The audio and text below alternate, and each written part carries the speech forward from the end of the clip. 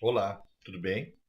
Meu nome é Benomi Silberfard, eu sou psicólogo clínico, sou especialista em terapia cognitivo-comportamental e também sou hipnoterapeuta. Muitos anos trabalhando nessa área. E eu gostaria de trazer hoje uma pequena colaboração em relação à ansiedade e evolucionismo.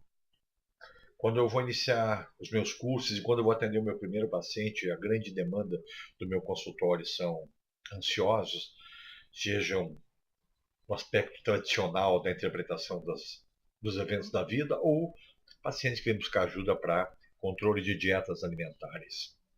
A ansiedade está na base disso tudo. E eu psicoeduco cada um deles da mesma forma, explicando por que são ansiosos. A grande maioria das pessoas não consegue explicar, afinal, o que é ansiedade. Né? Se você pegar qualquer conceito de livro, ansiedade é uma característica biológica de todos os seres humanos que antecede situações de perigo real ou imaginário e que confere ao corpo sensações muito ruins, que eu vou explicá-las por quê. O que mais?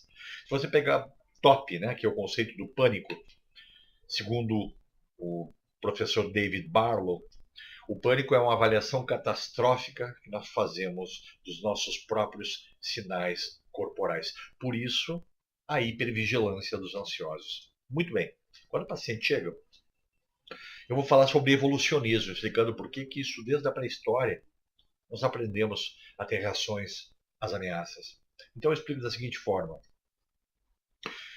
Há 250 mil anos atrás, o Homo sapiens ele tinha que ter uma explosão física muito grande para enfrentar os perigos e as intempéries. Ele tinha duas coisas importantes para fazer. Ele tinha que ter relações muito intensas com a parceira para aumentar a variabilidade da espécie. Os genes mais fortes ficam, os genes mais fracos sucumbem. Concepção darwiniana. Quando ele saía para caçar, para buscar comida para a família, para a prole, ele se defrontava com animais muito grandes, muito grandes. Portanto, a ameaça era muito grande. Ele tinha duas coisas para fazer. Ou ele enfrentava esses animais, a fim de buscar o êxito, ou ele fugia. Os animais eram muito grandes e, nesse momento, o corpo, né, ou a mente principalmente, para fins de autopreservação, que na realidade hoje nós temos um movimento mental chamado Sistema Involuntário de Gerenciamento de Cenários de Risco. É uma tela de TV que faz com que nos preservemos 24 horas por dia, evitando morrer. Em todos os sentidos. Quando esse homem estava na frente desse animal muito grande, o cérebro, através de uma estrutura chamada amígdala cerebral, faz a primeira percepção do tamanho do medo, do tamanho da ameaça nesse momento. Okay? Muito bem. Essa amígdala cerebral responsável por essa aferição manda um sinal para uma outra estrutura chamada hipotálamo, que por sua vez, através de fibras simpáticas, sistema simpático ativado, estresse, manda sinal para as glândulas suprarrenais produzirem adrenalina.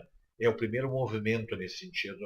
A adrenalina entra no sangue e, por sua vez, produz taquicardia, típica dos ansiosos. Por que a taquicardia? Nesse momento, a função da taquicardia é mandar sangue em grande volume para as pernas, para que nós possamos encher os músculos grandes das pernas e fugirmos do predador. O que mais que acontece?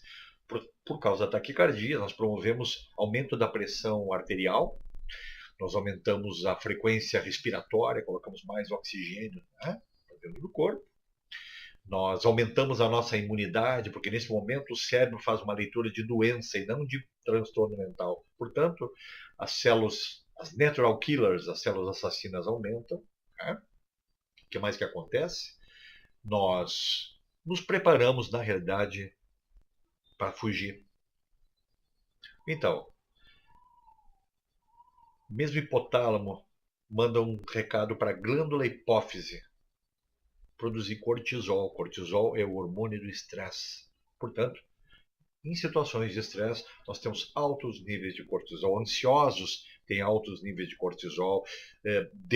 Deprimidos têm altos níveis de cortisol. O que acontece? Ninguém morre de ansiedade. Depois desse processo alto de estresse, ninguém morre de pânico. O corpo começa a recuperar.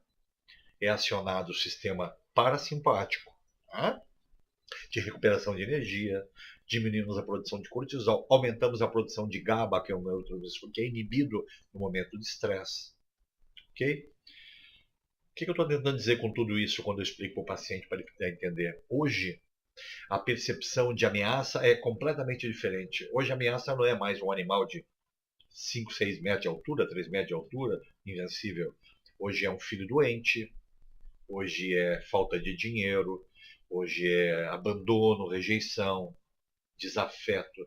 A leitura cerebral é absolutamente a mesma e as reações neurofisiológicas são absolutamente as mesmas. Portanto, quando eu tenho uma prova na sexta-feira, eu tenho dor de barriga na segunda, febre na terça, qualquer tipo de doença psicogênica na quarta, para não ir à prova, que é um grande animal. Okay? E aí os pacientes passam a entender exatamente o que é isso, o que é ansiedade. Portanto, quando os pacientes batem a porta e dizem, doutor, o senhor consegue curar a minha ansiedade? Eu digo, cura? De jeito maneira. Manejo da ansiedade, saber lidar com ela, você vai aprender. Porque a ansiedade é uma forma emocional do medo. O medo é uma resposta inata para todos nós sobrevivermos. Ok? Se o medo é uma resposta inata para todos nós sobrevivermos, então, o que acontece? Se eu tirar o medo, eu morro.